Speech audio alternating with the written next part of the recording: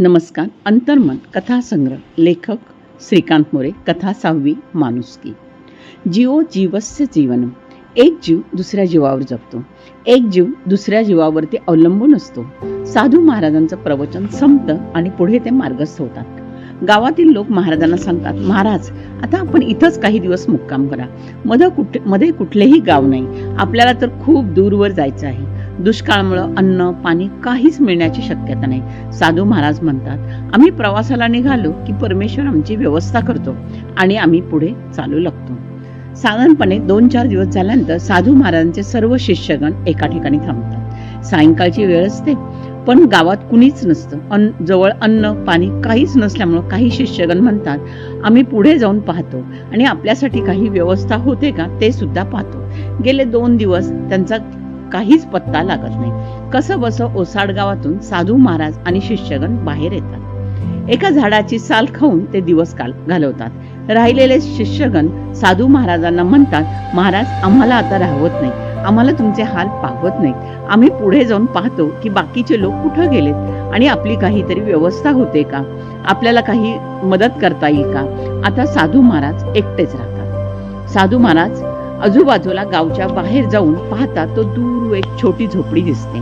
त्यांना वाटतं बहुधा ती रिकामी असेल. ते चालत त्या झोपडीकडे जायला निघतात. त्यांच्या लक्षात येतं की आपण चाललेलो आहोत तिथं एक तळं असलं पाहिजे, कारण सर्व खानाखुणा दगडमाती तिथे असते. खूप वेळ चालल्यानंतर ते झोपडीजवळ पोहोचतात. तिथे एक छोटा पाण्याचा कुंड असतो.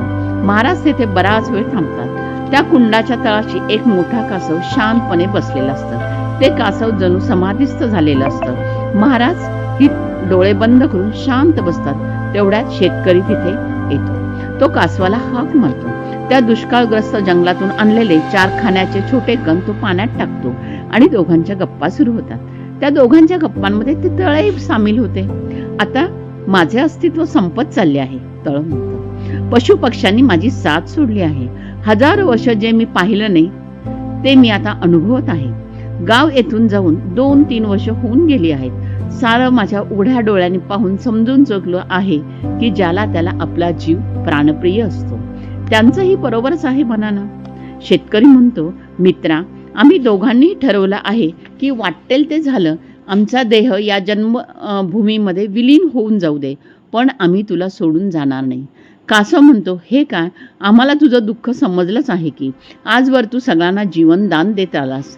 आज शेतकरी आणि मी जोवर तुझ्या पोटामध्ये पाणी आहे तोवर दररोज कुंड खोल करत करत तुझा प्राण वाचवत जाऊ. शेवटी जीवन हे त्यागात असतं, कोणी कोणाचं नाही. असं जरी आपण म्हणत असलो तरी सुद्धा आपण तिघे एकमेकांचे अखेरपर्यंत सोबती राहू. अरे तुम्ही दोघेही वेडे आहात का? उगाच काय हट्ट करू नका. पाऊस पडला की मी पुन्हा पाण्यानं भरेन, पण पाण्याविना अन्नाविना तुमचं प्राण गेले तर मला ते पाप लागेल. मला नाही सहन होणार. शेतकऱ्याला आणि कासवाला तळ्याचे म्हणणे ऐकून पटले, पण आपणही तळ्याची साथ का सोडावी. त्या दोघांना डोळे उघडून साधू महाराज म्हणतात, चला तुमच्याकडून मला येथील सारी परिस्थिती आता लक्षात आली आहे. येथे राहण्यात काही अर्थ आहे असं मला वाटत नाही. शेतकरी म्हणतो, महाराज आपण जेव्हा आलात केव्हा आलात आणि आपण असे कसे नाही कळले आपणाला. महाराज गेल्या 8 दिवसांचा सारा वृत्तांत त्यांना कथन करतात आणि म्हणतात, अरे श्वास आहे तोवर जीव आहे, जीवन आहे तर आपले अस्तित्व आहे. त्यामुळं मी आता पुढे काय जायचा विचार करत आहे. शेतकरी म्हणतो, महाराज पुढे कुठलंही गाव आपल्याला जवळपास भेटणार नाही. मी अनेक वर्ष इथं राहत आहे. हे तळ या भागातील सगळ्यात मोठं तळ आहे. याची जर ही अवस्था असेल तर मध्ये मध्ये कुठंही पाणी मिळेल, खायला मिळेल याची खात्री आपल्याला देता येत नाही. ही भूमी आमची माता आहे. हे तळ आमचं जीवन आहे. इथं सारी आम्ही आता एकत्र अखेरपर्यंत तळ्यासोबत राहण्याचा निर्धार केला आहे. मग जे व्हायचं असेल ते होऊ द्या. कासव मनातल्या मनात ठरवतो, आज एवढ्या कठीण परिस्थितीत या तळ्याच्या पोटातल्या पाण्यामुळे आपण जगत आहोत. सारं गाव सुद्धा हा बिचारा शेतकरी तळ्यासोबत राहतोय. मलाही मित्र मानून माझा जीव वाचवण्यासाठी धडपडत आहे. मी माझा जीव गेला तरी हरकत नाही, पण आता तळ्याची साथ सोडणार नाही. तळ बिचार शेतकरी आणि कासवाचे विचार ऐकून हतबल होतं. अरे साधू महाराजांचा ऐका, त्यांच्या सोबत जा.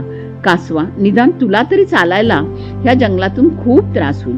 या कुंडात पाणी असेपर्यंत हे दोघे तुला शेतकऱ्यांच्या कावडीमधून घेऊन जाऊ शकतील. कासव आणि शेतकरी एकदम बोलतात, आता ही चर्चा बस, आपण आता एकत्र राहू. साधू महाराज साऱ्या परिस्थितीचा अंदाज घेऊन विचार करतात की ह्या तळ्यातल्या कुंडावर किती दिवस आपण राहणार, त्यापेक्षा उद्या सकाळी शेतकरी बाहेर गेला की आपण कावडीत पाणी घेऊया आणि पुढच्या गावाला निघून जाऊया. सकाळी ठरल्याप्रमाणे साधू महाराज शेतकरी जंगलात अन्न शोधायला गेल्यावर कावडीत पाणी भरून तिथून निघून जातात. शेतकरी परत येतो तो लगेच फावडी कुदळ घेऊन ते कुंड आणखीन खोल करतो. तळ्याच्या पोटातून जिवंत पाण्याचा झरा म्हणा की तळ्याचे अश्रू की तळ्याला गहीवरून येतं. त्याप्रमाणे कुंड भरू लागतं आणि कासव पुन्हा पायऱ्यांवर येऊन शेतकऱ्यांची गप्पा मारू लागतो. इकडे लोकासंगे ब्रह्मज्ञान, स्वतः मात्र कोरडे पाषाण. त्याप्रमाणे साधू महाराजांचे शेतकऱ्यांनी सांगितलेल्या गोष्टींकडे दुर्लक्ष केल्यामुळे हाल व्हायला सुरुवात होते. ऊन वाढलेलं असतं, आजूबाजूला कुठेही हिरवळ नाही, सारा ओसाड भाग, दगड दोंडे शिवाय काहीच नसतं. आकाशामध्ये कुठेही पक्षी नाही. सारं वातावरण पाहून साधू महाराजांचा जीव कासावीस होतो. त्यांच्या लक्षात येतं की पुढचं काही सांगता येणार नाही, पण शेतकरी आणि कासव ज्या कुंडाजवळ राहिले आहेत तिथपर्यंत आपण पुन्हा संध्याकाळपर्यंत पोहोचू शकतो. कसा बसा कावडीतला 4 पाण्याचे थेंब जिभेवर घेण्याचा तो प्रयत्न करतो आणि सोडून गेलेल्या शिष्यगणापेक्षा हा शेतकरी आणि कासव लाखपटीनं बरे.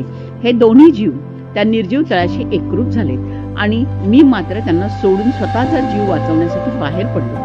साधू महाराज परत कसे बसे जीव कासावीस झालेला असला तरी पडत धडपडत अक्षरशः आपला जीव जातो की काय अशा विचारस्थितीत सूर्यास्तापर्यंत पुन्हा त्या कुंडाजवळ पोचतात कसलं, तिथे येऊन पडतातच. कासव शेतकऱ्याला हाक मारतो. शेतकरी त्यांना पटकन कुंडातलं पाणी पाजतो. थोडी तरतरी आल्यानंतर रानातल्या बिया, झाडाची साल्ट खाऊन साधू महाराज पुन्हा ताजेतवाने होतात. आज तळे, कासव, शेतकरी आणि साधू महाराज शांतपणे चिंतनात जातात. तेव्हा साधू महाराज त्या तिघांना म्हणतात, मला माफ करा, खरं तर मी तुम्हाला मदत करायला पाहिजे होती. ही भूमाता ह्या तळ्याच्या माध्यमातून आपली पालन करत आहे. ह्या तळ्याच्या पोटातले पाणी कधीच संपणार नाही आणि तुम्ही दोघांनी जो त्याग केला त्या त्यागाची परीक्षा पाहणारा परमेश्वर तुम्हाला सुद्धा तुमचं अमृततुल्य असं जीवन कधीच व्यर्थ जाऊन देणार नाही. साधू महाराज समाधीस्थ होतात. त्यांना कळून चुकतं की शेतकरी, कासव आणि तळे हे तर आपले गुरु आहेत. त्यांच्याकडून खूप काही शिकण्यासारखं आहे, तत्वज्ञान घेण्यासारखं आहे. आणि पाहता पाहता काही दिवसातच ग्रीष्म ऋतू जाऊन पावसाळ्याचे ढग बरसायला लागतात आणि तो छोटा कुंड विशाल काय तळेच नव्हे तो सरोवर होऊन जाते आणि लाखो पशुपक्ष्यांचे जीवन देणारे विश्रामस्थळ. शेतकरी आणि कासव त्या झोपडीत आजही अमर आहेत.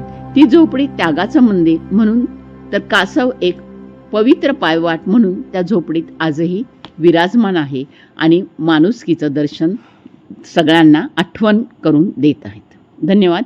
आपला परिवार, मनोरमा परिवार.